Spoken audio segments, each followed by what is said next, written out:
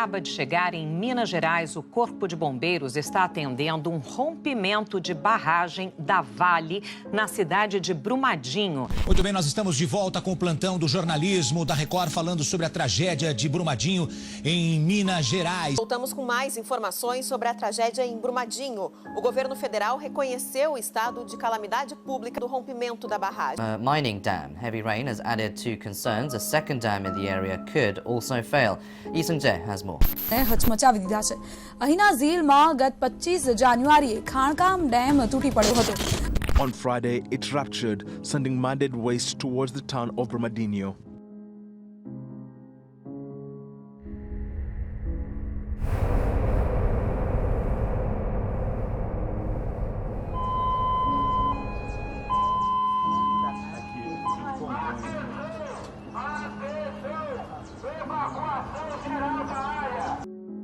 A sensação de que o país está perdendo, de que o país não está bem, de que essas coisas não deveriam acontecer, de que isso não é justo, de que isso é, enfim, e é uma coisa que é ruim, assim, você não... A gente torce pela notícia, claro, mas esse tipo de notícia é muito doloroso de se ver e de se fazer. Uma coisa que acho que a gente não supera nunca, a memória da gente não supera nunca, e o que se perdeu ali, infelizmente, não vai ser recuperado nunca. A marca da impunidade e da repetição da tragédia. Nós estávamos diante de uma tragédia anunciada. Nós estávamos diante da repetição de um crime. Eu acredito que, o que eu posso dizer é que Brumadinho é um assunto, neologismos à parte, suicidável.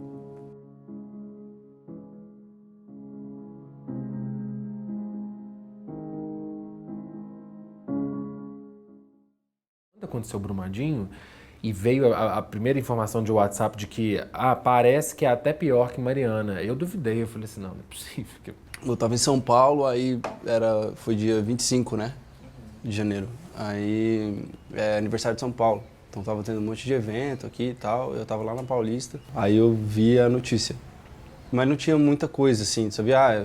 Barragem se rompe em Minas Gerais, era isso assim.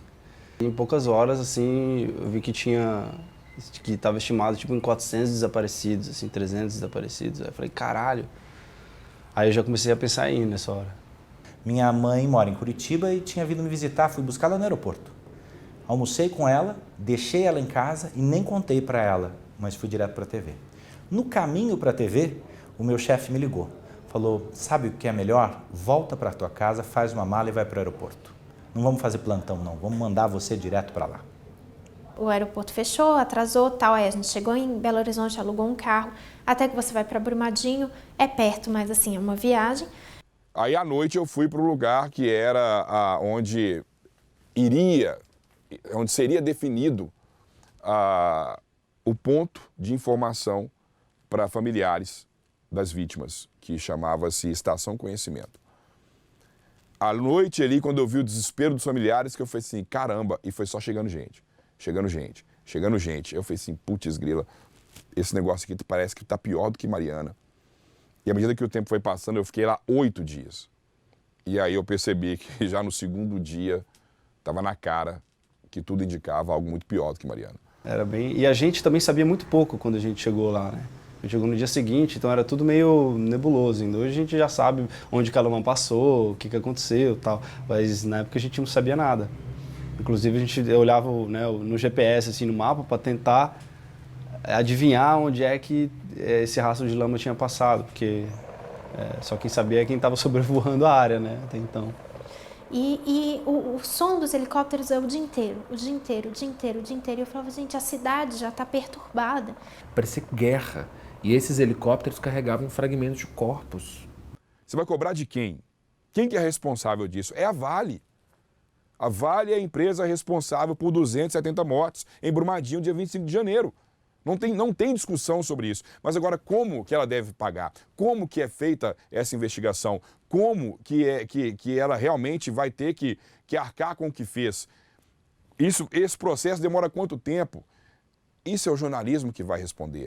Essa prerrogativa que temos de mostrar o crachazinho e passar debaixo da fita de isolamento da Defesa Civil, isso é é fundamental para a gente poder contar as histórias que não seriam contadas. Num momento que a gente vive, que o jornalismo é tão atacado e que as pessoas não entenderam exatamente qual é o valor que o jornalismo tem, nessa hora ninguém duvida. E é, na verdade, um privilégio poder contá-la. Primeiro a gente tem que entender que temas relacionados a tragédias são noticiáveis por vários critérios. É algo que desperta o interesse da mídia porque desperta o interesse das pessoas. Quase sempre pode impactar o funcionamento de uma cidade, pode impactar a economia ou o meio ambiente. Então, cobrir tragédias faz parte do jornalismo e isso é parte da nossa prestação de serviço ao público. Da casa do seu Eusébio. Era aqui que ele morava com a família e ali, naqueles escombros, ficava o imóvel de aluguel onde havia um inquilino e que ficou completamente destruído. Quantas vezes eu abracei pessoas chorando durante uma entrevista ou ao final de uma entrevista, porque foi o mais natural a se fazer. Porque a gente também compartilha e sente a dor do outro. Tinha um senhor, um velhinho, assim, pedindo carona. E aí a gente parou o carro, ele já veio todo desesperado, falando que o irmão dele estava lá dentro, que a gente era jornalista, pelo amor de Deus, me bota dentro do carro, deixa eu entrar com vocês, que eu vou procurar meu irmão, ele tá lá, ele tá lá, ele tá lá. E a gente assim, falando pra ele se acalmar, saca? Ele tá bem desesperado. E aí, puta, né, tipo, a gente tá trabalhando e o que a gente faz com o cara e tal. Aí a gente falou, não, entra aí, a gente não vai voltar pra Vale lá, não tem como entrar, não vão deixar o senhor entrar lá, né? Os bombeiros estão cuidando disso e tal. Não sei o que, eu preciso ir atrás do meu irmão, ele tá lá no meio da lama. A gente deu uma acalmada nele e ele começou a jogar dinheiro pra gente, assim, ó.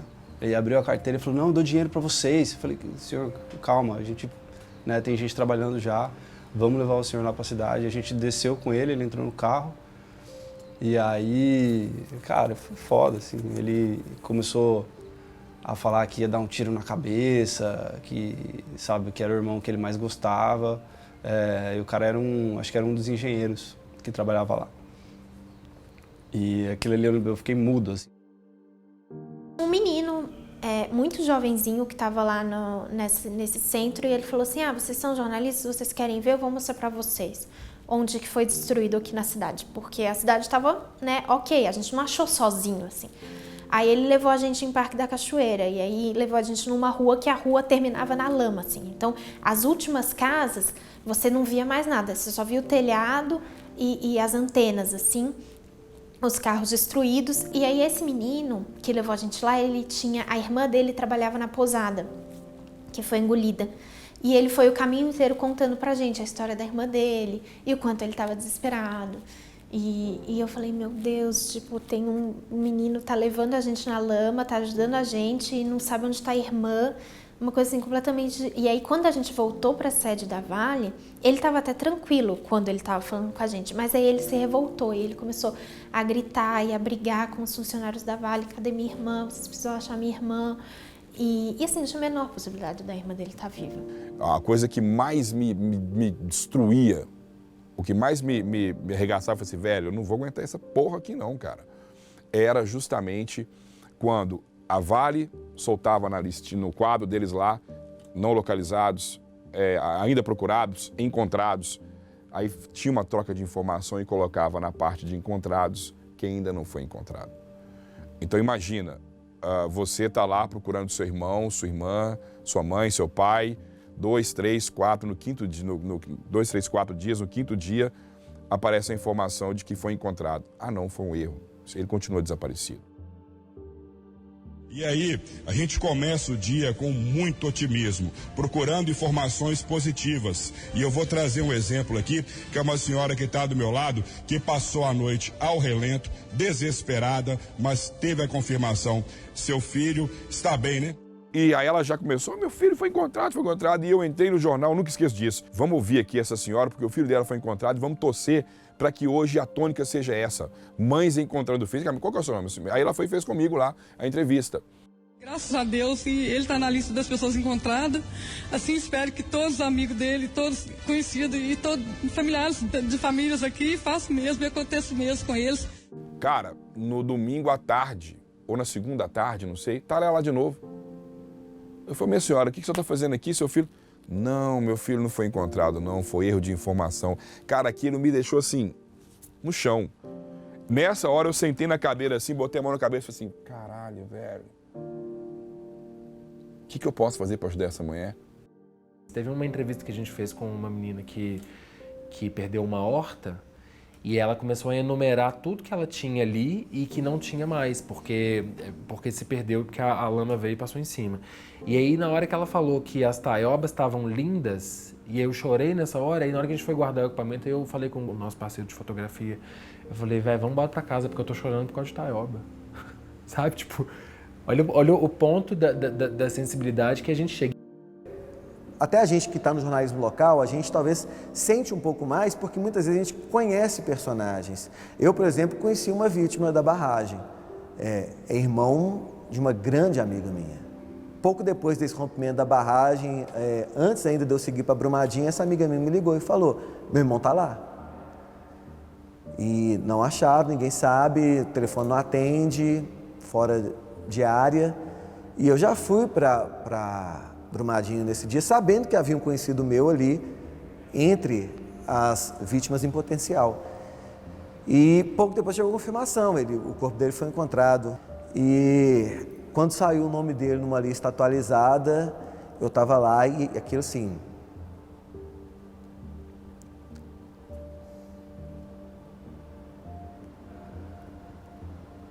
Desculpa. Aquilo com certeza marcou. Isso pode incomodar bastante, né? Então, fazer, por exemplo, uma reportagem, mas não poder fazer algo por aquela pessoa, porque são atribuições diferentes, né? Então, como fazer isso? Né? Então, pode ser também um pensamento recorrente. Será que eu deveria fazer isso? Será que eu poderia fazer isso? Né? Então, isso também aumenta a ansiedade, isso também aumenta, né? Então, essas preocupações. Né? Então, isso poderia levar também a uma desesperança enquanto pessoa também.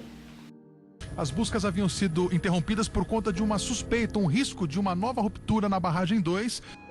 A gente acordou às 5h30 da manhã com sirene tocando. E um carro falando isso aqui lá de evacuação. Eu acordei e falei, gente, vamos embora, porque eu acho que estourou esse negócio. Foi o primeiro dia mesmo, assim, a primeira noite, né, do sábado para domingo foi bem intenso. Porque estava sempre com a tarde do sábado e a manhã do domingo estava sempre com esse risco da barragem estourar, né? Dessa segunda barragem. Eu me lembro do dia em que soou a sirene, de novo, 2 dias depois. E a gente não estava mais autorizado a voltar para o local em que estávamos transmitindo as notícias. Mas tinha um outro caminho. E nós fizemos aquele outro caminho. Gravamos só com o telefone celular. A gente estava fazendo o quê? Estava de novo buscando audiência? Eu acredito que não. A gente estava tentando passar minimamente a dimensão do que era estar lá naquele momento. E durante o trabalho, claro, a gente ficava atento a todo barulho, a gente procurou saber muito o que aconteceu antes do rompimento da barragem da Vale. Alguém escutou alguma coisa? Houve algum tipo de tremor? Quais foram os sinais que a comunidade percebeu? A gente buscou muito saber isso, para a gente poder também ficar em alerta, porque você não vai ficar tranquilo num lugar que acabou de passar por uma catástrofe e existe um risco iminente. É uma tensão permanente porque a gente, dependendo da área para onde a gente vai, a gente não tem nem sinal de celular. A gente só espera que a sirene funcione. Isso virou um pesadelo em Minas Gerais, né? A gente vai se sensibilizar de alguma forma, né, com o que está acontecendo com as outras pessoas, e isso pode começar a trazer também para a gente algumas consequências não muito interessantes, né? Então pode ser bastante limitador, né? O que um transtorno de estresse pós-traumático, no caso, poderia trazer na vida de uma pessoa. Mas quando eu cheguei em casa, eu lembrava dos familiares. Durante mais ou menos 5 dias, talvez uma semana, toda noite eu sonhava com um familiar. Dei abraços que não eram repórter, que era Larissa, assim. Mas chorar mesmo, eu chorava em casa. Eu chorava quando chegava, eu chorava quando estava voltando. E a diferença entre as máquinas que escrevem textos e que prenunciam a morte do jornalismo profissional, das redes sociais e dos canais artificiais de jornalismo que não são feitos por jornalista. E desse ser humano que bota a cara no vídeo e se emociona, ou se constrange, ou erra e pede desculpas, é o que define o que eles dizem que é o jornalismo que vai morrer e o que é o jornalismo que nós queremos manter vivos. Apesar da dor que foi estar lá, por um outro lado, foi muito gratificante fazer um trabalho que realmente você sente que aquilo ali desempenha um papel na sociedade, sabe? É aquilo que eu falo, eu fiquei muito honrada, assim, de ser chamada pelo jornal para poder ir, sabe? Porque é uma parte da história, assim, porque eu acho que ser jornalista também é isso, né? A gente fala testemunhar a história. E eu acho que ali eu estava testemunhando a história, porque é um capítulo importante do país. Eu voltava de Brumadinho muito exausta, mas também com um sentimento muito de dever cumprido, que jornalismo é para isso. Eu sentia que eu estava cumprindo minha função como jornalista. Quero ouvir essas pessoas e contar essas histórias e não deixar que essas histórias fossem soterradas, que elas fossem contadas de fato. Eu acho que no final das contas, faço ou não faço isso? Pode abrir o código de ética, acho ótimo, pode abrir a legislação, mas acho que a primeira pergunta é humano? Se fosse comigo, se fosse com a minha família. Então, a gente não perder essa sensibilidade do ser humano que está por trás. E muito cuidado. Cuidado na atribuição de culpas, cuidado nas simplificações dos acontecimentos, né, de querer arrumar uma resposta simplista para o que aquilo aconteceu, e aí cautela em oferecer essas grandes respostas. Então, acho que seria sensibilidade e cautela. É uma pena que a gente precisa ver o desastre de outra vida para dar valor à nossa. Mas no momento em que a depressão se tornou uma doença pandêmica, que incapacita, que mata, que assassina, você precisa descobrir outros mecanismos e o jornalismo precisa ajudar nisso, para que as pessoas consigam valorizar a sua vida sem ver a tragédia da vida do outro. Cara, jornalista que não exerce empatia, muda de profissão. Acredito que essa lama da barragem, ela cobre de marrom o verde que a gente tem na natureza, o leito do rio, as casas que foram destruídas, mas ela cobre de marrom também a alma da gente. E para a gente tirar essa tinta do corpo vai ser muito difícil. Acho que praticamente impossível. Com certeza todo mundo vai carregar um pouquinho desse marrom no coração. Quando deixei o posto de correspondente em Minas Gerais há 2 meses, não imaginava que voltaria ao estado tão rápido e muito menos para uma segunda edição do rompimento da Samarco em Mariana. Inaceitável que tenha acontecido outra vez. Ao saber do rompimento da barragem da Vale pela assessoria de imprensa do Corpo de Bombeiros, achei que seria algo pequeno. Vira e mexe há incidentes do tipo, porém menores, em Minas. Infelizmente, a expertise dos bombeiros vem também dessa experiência. Cheguei a Brumadinho na madrugada de sábado, 26, e me deparei com vários ônibus no centro que a Vale montou para atender vítimas. Um motorista me disse que os ônibus transportavam os trabalhadores da mina do Córrego do Feijão diariamente, mas naquele dia haviam sido chamados para levar os desabrigados aos seus hotéis. Eu perguntei, então hoje de manhã vocês levaram o pessoal na mina? Sim, foi a resposta. E não voltaram para buscar? Não. O tamanho da tragédia ganhava contorno. Ao amanhecer, a lama estava no horizonte, e cobrir a tragédia implica proximidade com o sofrimento. Eu vi uma mulher desabar ao receber uma ligação do IML. Vi um pai perder a esperança ao consultar uma nova versão da lista e ver que o filho continuava sumido. Vi corpos pendurados em helicópteros com os pés para cima. Quem perdeu tudo, mas sobreviveu, vai viver o calvário dos atingidos. Talvez eles não saibam, mas eu sei, pela experiência de cobrir Mariana.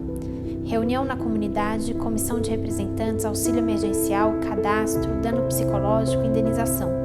Palavras que ecoam em Brumadinho e estão na boca dos moradores da bacia do Rio Doce há mais de 3 anos. Quero crer que vai ser diferente, justamente porque a comunidade já começa a entrar nessa rotina de exigir direitos. Quero crer que o Ministério Público não vai ter que refazer o acordo entre governo e mineradora anos depois, como ocorreu em Mariana.